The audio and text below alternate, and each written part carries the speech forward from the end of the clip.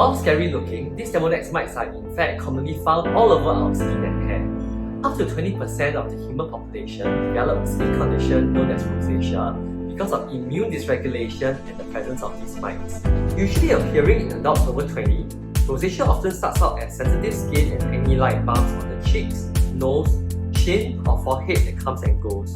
Untreated, affected areas enlarge and spread over a larger area of the face.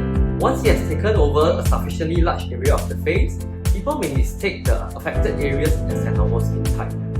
The affected areas look dry and dull but feel oily to touch. For some of the more serious cases, the nose even takes on a bulbous, swollen appearance.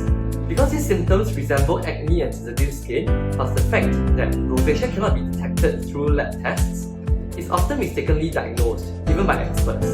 Moreover, topical treatments, facials, and laser treatments for acne tend to aggravate rosacea, which often lead to frustration and permanent scarring, affecting the self-confidence of many rosacea victims.